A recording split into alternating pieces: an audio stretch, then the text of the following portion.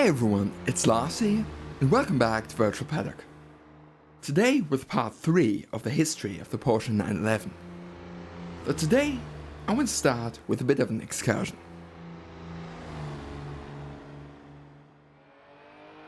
In the early 1980s, Porsche's chief engineer Helmut Bott had some new ideas for the 911. For example, an all-wheel drive system.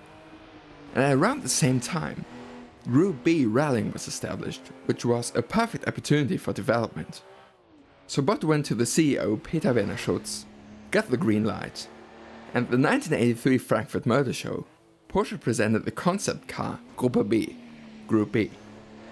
And 2 years later, at the 1985 Frankfurt Motor Show, they presented the result of their work, the Porsche 959. And this was a technological masterpiece.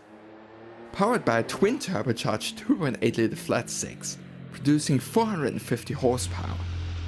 And these were sequential turbos, with the smaller turbo coming in first and then later the bigger one, so the power delivery was smoother.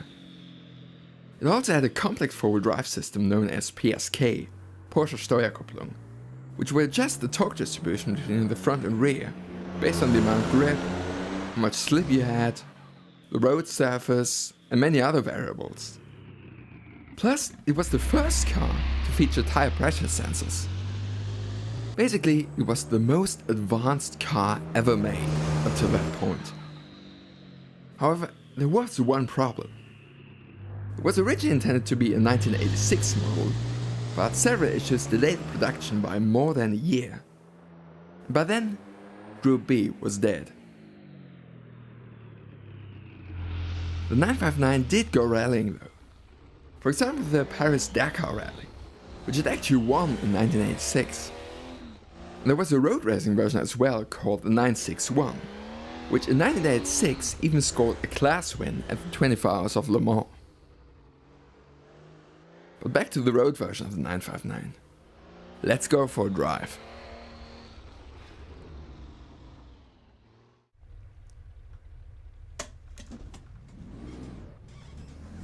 Right, so here I am in the Porsche 959. By the way, the reason I'm calling this part about the 959 and Excursion is simply because the 959 wasn't sold under the name Porsche 911. It is of course very closely related to the 911. It basically looks like a sort of beefed up 911. The whole project was born from the idea of an all-wheel drive 911. And also it's got a flat six in the rear. It's got a lot of typical 911 features. But 959 was not badged as 911, it was badged as the 959.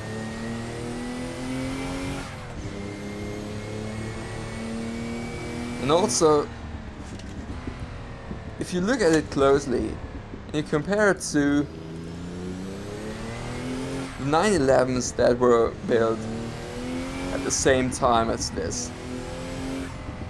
This is the second half of the 80s, so the last few years of the G model.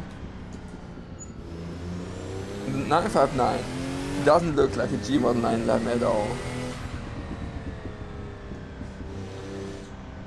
The bumpers look completely different. The whole front end looks entirely different.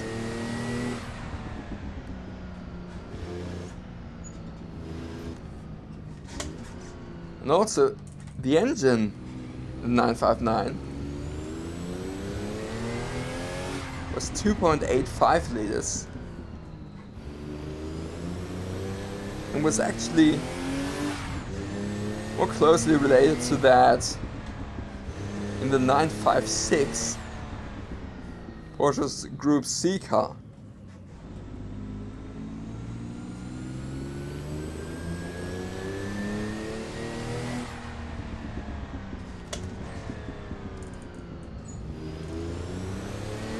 And now that engine was in the most advanced road car of its time.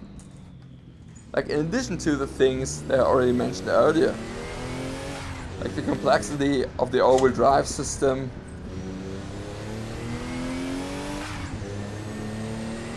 the 959 also had adjustable suspension in terms of how soft or hard you wanted it.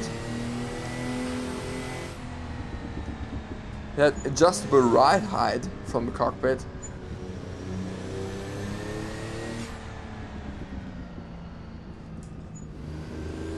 And Porsche even developed a special composite made from aluminium and aramid, specifically for the 959. In fact, 959 was so advanced that the price that Porsche asked for it back in the late 80s, which was around 225,000 US dollars, I think. That was less than half of what it cost Porsche to build each car. So they were selling these at quite a loss.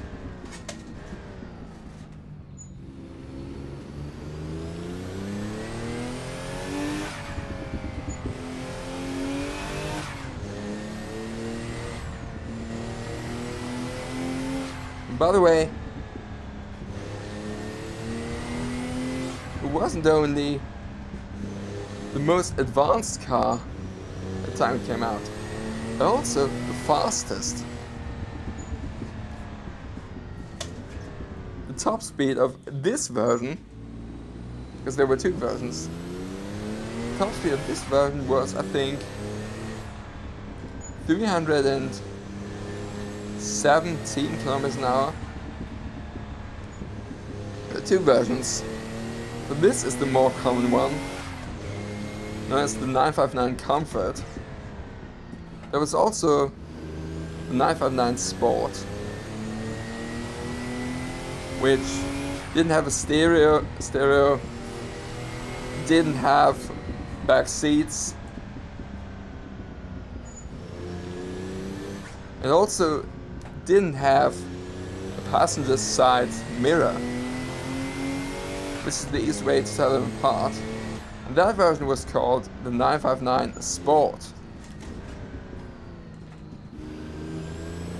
It also had a bit more power, so I think 515.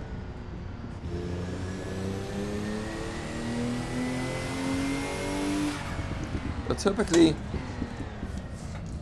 whoa. Typically, when talking about what 959 do, people will reference the 959 Comfort simply because it was the far more common one.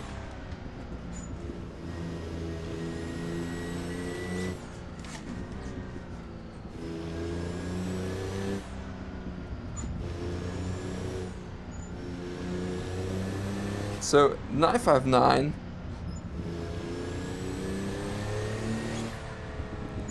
it would love new technology, and I love what was first seen in 959. Later was introduced to the 911.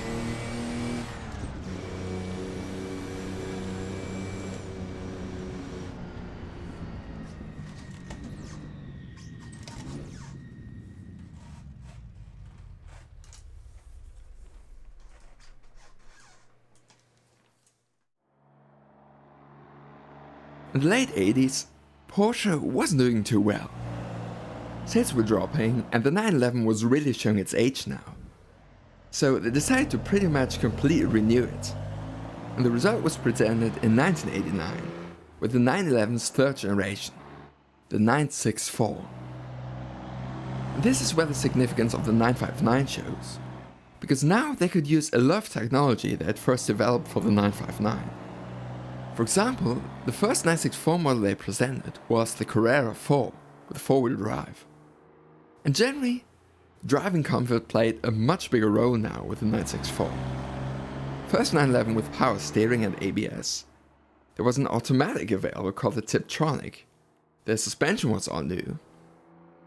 It was also the first time that the 911 base model featured a rear spoiler. It was only a part-time spoiler though.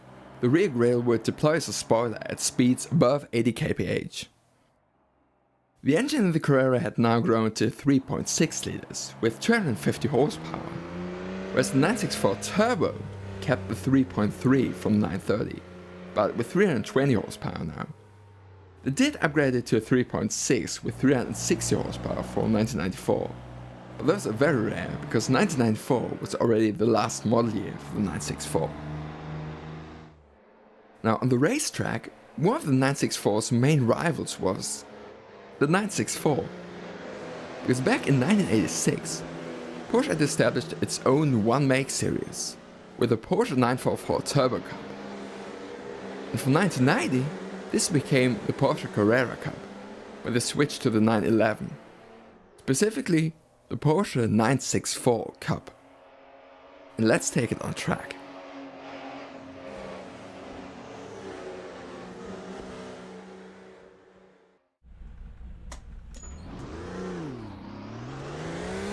Right, so here we go at Old Hockenheim in the Porsche 964 Cup car. First race car I'm driving in the series. But to be honest, these weren't really all that different from the road car. It's almost more like a road car converted to a race car. I mean, basically, they just took 964 Carrera, they stripped it out, slightly changed the setup, lowered it a bit. I think this sits like 55 millimeters lower than the road car. And the engine is a bit more powerful. This has 265 horsepower instead of 250, which the normal 964 Carrera had.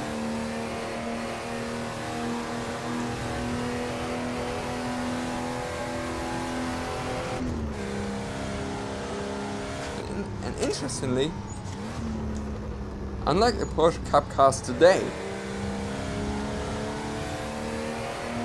this one even had ABS.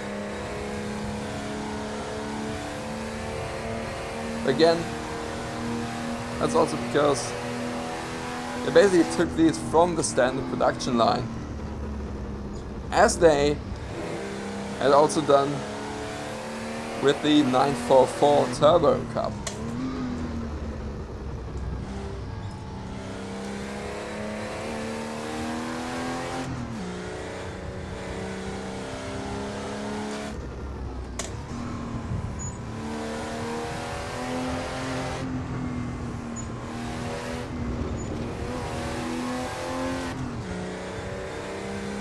Now, by the way, the very first Porsche Carrera Cup champion in Germany in 1990 was none other than Olaf Manthey. Yes, that's the Olaf Manthey. Then later started Manthey Racing. And now more or less a Porsche Works team.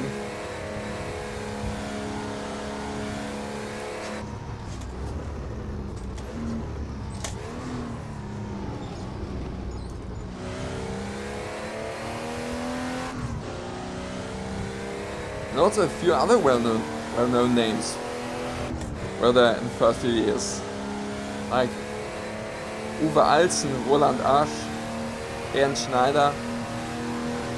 All of them are very well-known names in German motorsport.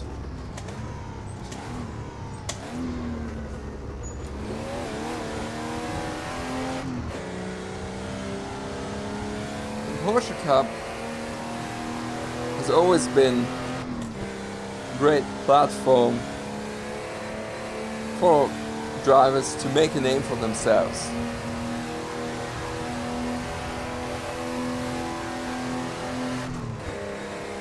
Like for example, in recent years, you had Julian Onlauer,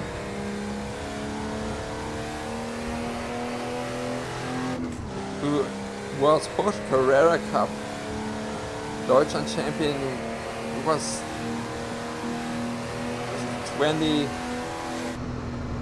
2019? I don't quite remember the year.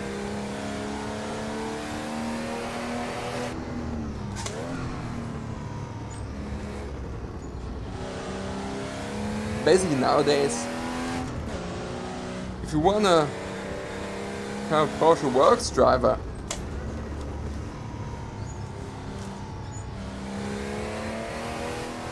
you pretty much need to have done the Porsche Carrera Cup. Well, there are a few exceptions, but it is the case for most.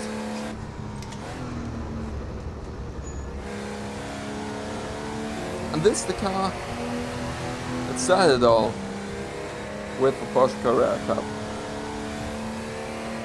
It started with the 964.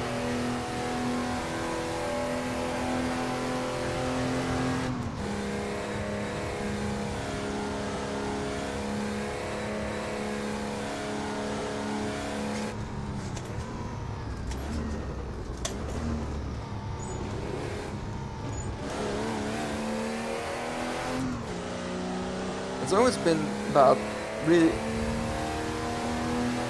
It's always been kind of a very raw car to drive.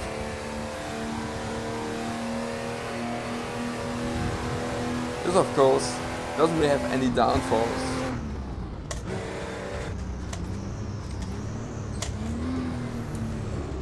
Kind of missed the gear there.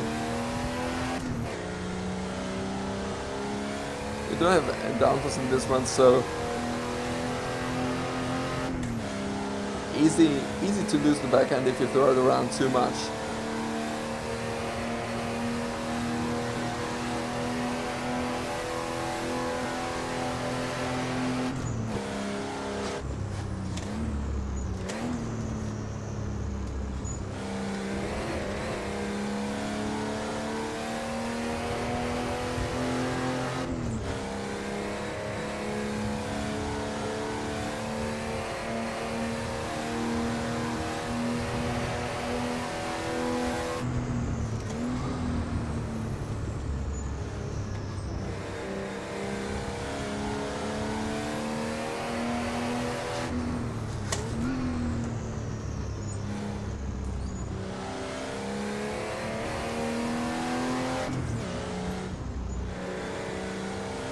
As I mentioned before, this one is extremely closely based on the 964 Carrera. It fits that the series was renamed as the Porsche Carrera Cup in 1990. And that's what still is called today. Even though today they use the GT3 Cup. The series, at least the national series, are still called the Carrera Cup. Now, unlike the G model, the 964 had a rather short lifespan. It replaced the G model in 1989 after 15 years. But the 964's replacement came after only 5 years, in 1994. This one is known as the 993. And compared to the 964, the 993's exterior design is a lot smoother, especially for the bumpers and headlights. But most of its upgrades were on the technical side. It had a new multi-link rear suspension known as the Weissach axle, which pretty much eliminated the 911's lift-off oversteer problems. The manual transmissions were 6-speed now, and the automatic Tiptronic was improved as well. The engine for the Carrera models was basically the 3.6 from the 964, but further improved. It now had 272 horsepower, and from 1996 onwards even 286 horsepower. And speaking of the Carrera models, there were 4 of them now. The standard Carrera with rear-wheel drive, the Carrera 4 with all-wheel drive, and the Carrera S and 4S. The S models basically had the wider body of the turbo, but naturally aspirated engines, with the Carrera 4S even getting the turbo chassis and brakes. And that leads me right to the turbo. That one still had its characteristic rear spoiler, and its engine was now twin turbocharged, a 3.6 with 408 horsepower. And ever since the 993, the 911 Turbo comes with all-wheel drive as standard. So let's go for a drive in the 993 Turbo.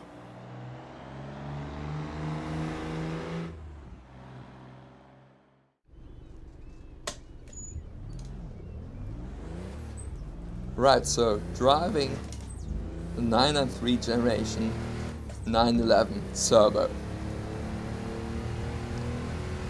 As I mentioned, first 911 Turbo with 4-wheel drive.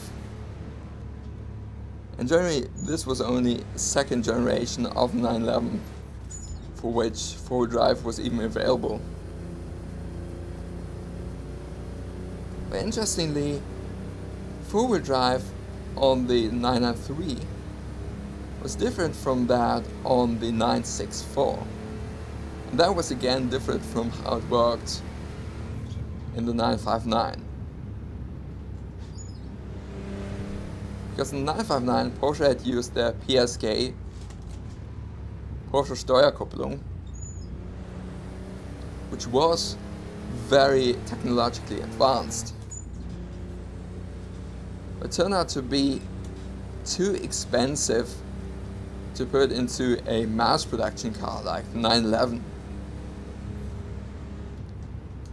So then for the 964 Carrera 4, which was the only all-wheel drive model for the 964, for that one they went with a 3 differential setup. So one for each axle, and then additionally a center differential. But the 964 Carrera 4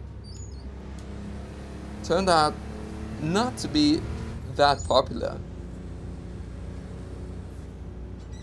because it had a habit of kind of overcorrecting the 911 flaws, and especially at the limit it would often send too much torque to front axle, and thus make the car quite understeery.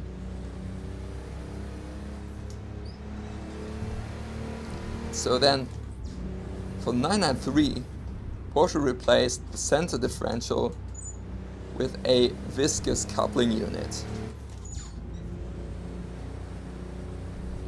which then wouldn't send as much torque to the front, would still drive like a 911, and was also cheaper, lighter, technologically was more simple, but was still just better for the car.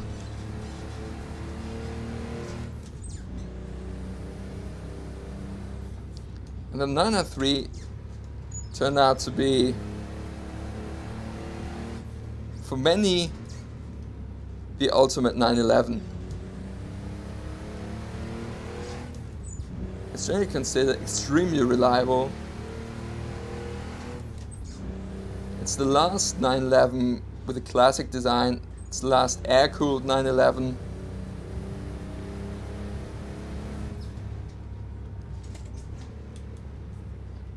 And Porsche had also finally managed to pretty much fix the lift of oversteer issue with the Weissach axle, which the 993 wasn't the first Porsche to get the Weissach axle. That was actually the 928 back in the late 70s. It was the first 911 that got the Weissach axle. So the way it works, in a very simplified way, basically, so the problem is that with the rear suspension that Porsche was using during cornering, the forces acting on the car would try to pull the rear outside wheel it's so out, so it was actually pointing away from the car, and would have tried to pull the rear end to the outside of the corner.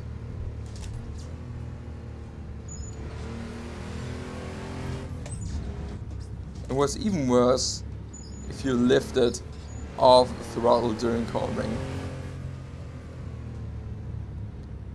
And basically, the Weissach axle tackles that problem by working against that toe out. In fact, pulling that rear wheel in a way that actually creates toe in, which stabilizes the car.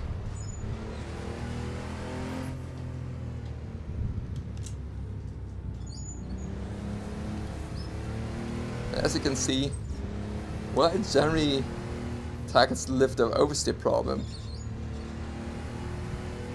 it doesn't rob the 911 of its classic rear engine characteristics. So when you really push it, you can still feel that it is rear engined.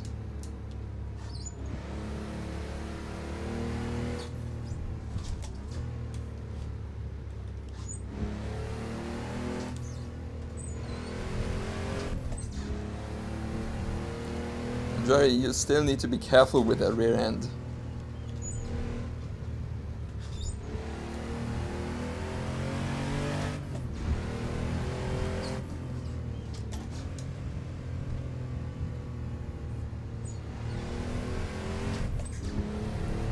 That rear engine has always been the 911's defining characteristic. So people like to say, in a kind of half-joking way, that the engine is at the wrong end of the car. But that is what makes the 911 so fun. It's what defines the 911. It's what makes the 911 simply unique among sports and supercars.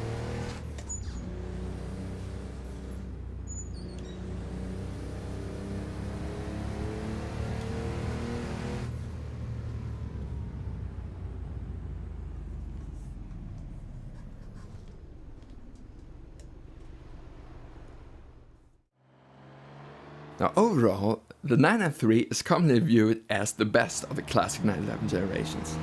Extremely reliable, and that of course also means that the prices on the used market tend to be on the higher side.